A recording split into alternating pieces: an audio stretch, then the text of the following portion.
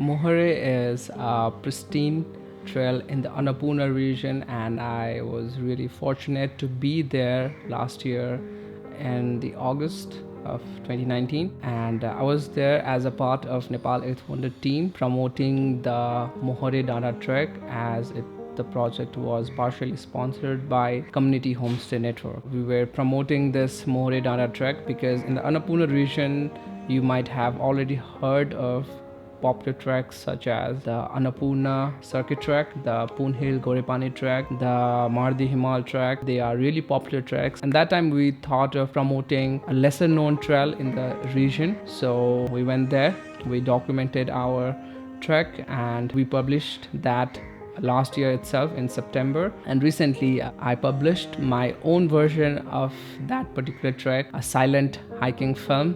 Chances are you are coming from that video, or maybe you are planning to go to Mohare Danda and you are looking for some pointers and you are here. Mohare is a really unique viewpoint, and you get these 180-degree panoramic view of the mountains all the way from Dhaulagiri to Annapurna and Machapurche on the right. And you also get to see the Pokhara city directly from the Mohare Danda itself. It's really panoramic, it's huge, it's mind-blowing. What do I say? It is quite a location. You might have seen in pictures and in videos, but I don't think any picture or any video would do the justice of that experience that you get to see on your own. So I highly suggest this trek to trekkers, hikers. I'm sure you will have a great experience over there. So let's talk about our journey, how we prepared for this trip and how we reached there. All of us were carrying one bag with our essentials, with our camera gears, and we were not carrying any sleeping bags or tents because our nights were planned to be at certain destinations. So we started our journey from Kathmandu, and on the first day we reached to Pokhara. Alternatively, you could take a flight directly to Pokhara, and on the next day we rode around 105 kilometers from Pokhara to our trailhead called Tal, and there is a resort called Kaligandaki Resort where we had our lunch and we parked our bikes over there. I think we left the trailhead around 3 p.m. Our destination for that particular day was a village called Baskarka, and we had our stay planned at a homestay of an elderly couple. And by the time we reached to the Baskarka, it was already pretty dark, and it was around I think 8:30 p.m. in the night, and the couple was already planning to sleep. They thought that we would not reach there, but once we were there, they started preparing us tea, and they started preparing our dinner. They were really sweet. We bonded really quickly, and they shared their stories with us, and we had a really nice conversation with them. The next day we had our breakfast, and our destination for the next day was Nangi village. The locals say it usually takes them 4 to 5 hours of trek, but it was our first full day trek, and we knew it would take us more than 5 hours. On top of that, we had to document our journey as well, so we knew it would take us more than 5 hours. Nonetheless, the host gave us few pointers about the trail, things to expect. I must say it was really tiring, and since then I have done some treks. I have done the PoonHill GhorePani Trek, and I also recently did the entire Annapurna Circuit Trek, which is a multi-day trek, and it's quite gruesome compared to this Mohare Danda Trek, but still it was our first all-day trek and we were really tired. Although we were tired, we were kind of enjoying the view as we were going. We were meeting people, we were talking with new people, and it was fun. By the time we reached to Nangi village, it was around 6 p.m. already, and we were really tired. We just had our dinner and we went straight to the bed. The next day we had our breakfast, and as usual we asked the locals about the trail, how is it from there on. They said that there is no intermediary stop between the Nangi village and the Mohare Danda. During season they would have a small shop or a hotel at Hampal Pass. but there were not many tourists when we were trekking. In fact, there were none during the entire trek. We could not find a single trekker or visitor at all. So we had to pack our lunch from the Nangi village itself. And they also warned us about possible encounters with leeches on the way because it was raining every now and then. They equipped us with some salt and asked us to sprinkle them if we were attacked by them. We started our trek. It was fun at first, like it always is, and slowly it becomes tiring, but you continue forward and you go through these jungles and these ridges and awesome places, and you forget the pain and you really start enjoying the view. By the time we reached to Hampal Pass, it was around 2 or 3 p.m. It took us a really long time to reach to Hampal Pass because the elevation between the Nangi village and the Hampal Pass is quite more compared to the Hampal Pass and the Mohare Danda. We stopped at Hampal Pass to rest for a while.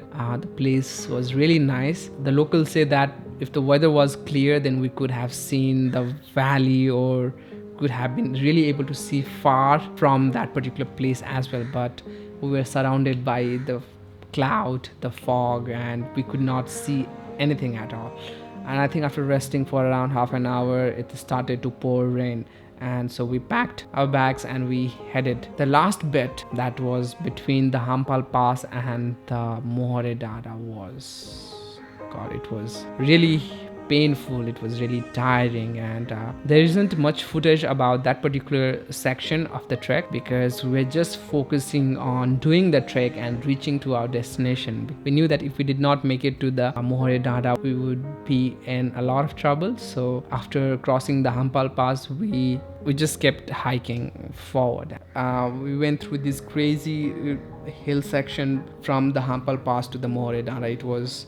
I think it was a ridge line or something like that, and the place was really different. It was not something that I would see every other day. If I was doing that trek alone, then I would have been a little scared because the visibility sometimes really reduced down to 10 or 15 meters. So not being able to see anything in the distance was really frightening. I think we encountered a cave-like structure. It was partially scary and it was partially interesting also. So there were certain instances where the three of us were standing still and we would hear some noise in the distance and we would look at each other's face and try to figure out what it could be, but luckily nothing really happened. If you are like me who gets scared easily, then please do not hike alone.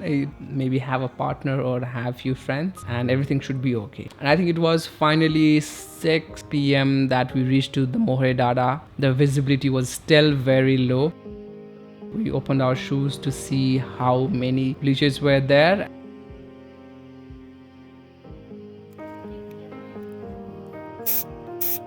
On my left leg, I had around 2 or 3 leeches attacking me at the same point, and I think I had a small wound over there. And they say that the wound created by leeches, they usually tend to heal slower than the regular wounds. And in my case, I really did not take care of that wound, and I think 2 weeks later, I was hiking around Bandipur for another project, and I started having complications on my leg to the point that I had to visit hospital and get it treated. I mean, just take care of your wound. Once we were there at Mohare, we could not see the mountains. The visibility was very low.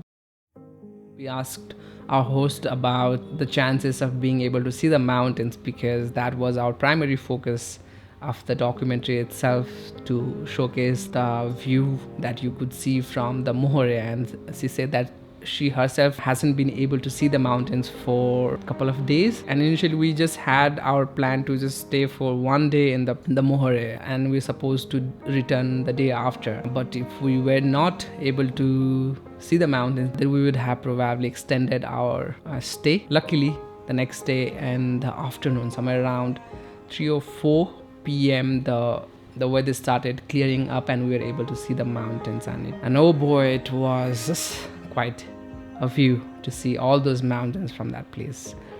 It was really crazy, and I get really excited and happy whenever I see mountains. I think a lot of people do, and that's perfectly normal. And We were taking the shots, we're taking the pictures, the footage, the time lapses and everything as much as possible. The next day we woke up very early in the morning around 5 a.m. to shoot the mountains along with the sunrise. We really got some really great footage of the Dhaulagiri, of the Annapurna. I think our mission was successful, our objective was achieved.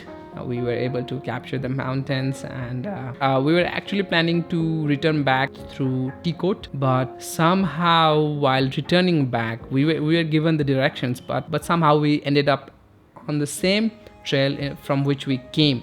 So we reached to Nangi instead of Tikot. We stayed the night at Nangi, and the next day we did not hike back to Baskarka. Instead we took a vehicle from Nangi directly to Beni, and then another vehicle from Beni back to our trailhead. And from the trailhead we got our bikes back and we rode back to Pokhara, and then the next day we rode back to Kathmandu. So that is how we went there. And if you want to do a shorter version of this trek, you could take a flight from Kathmandu to Pokhara, and then from Pokhara you could go to Beni, which is around 92 kilometers from Pokhara. You could take a vehicle from Beni to Nangi. It will take you 3 to 4 hours roughly, and from Nangi you could do a full day hike to Mohare, and you could spend as many days as you want in Mohare and come back in the similar manner.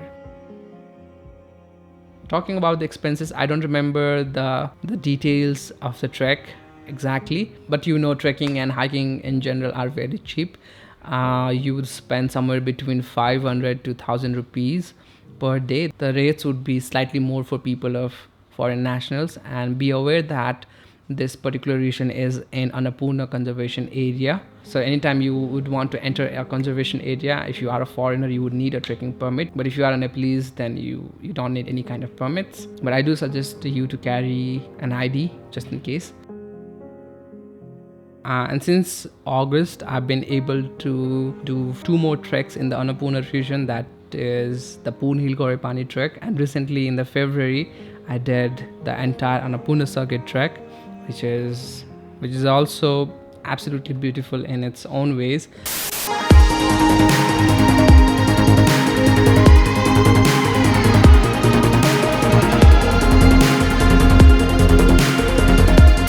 But if you are looking for something short, something cheap, and you want to experience the Annapurna region, then I highly recommend the Mohare Danda Trek.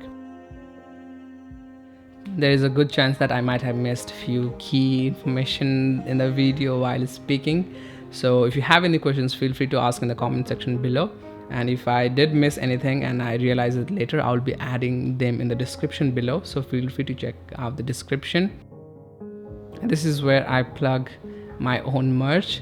I sell pictures online through teespring.com. I only upload some of my really best pictures, so if you like my pictures from my travel projects, then you could order a print or a canvas. And if you are from Nepal and you would like to order a print, then reach out to me via my email directly and we will sort it out from there. So I'll leave you guys with this video for this week, and I will see you guys in the next video. Bye bye.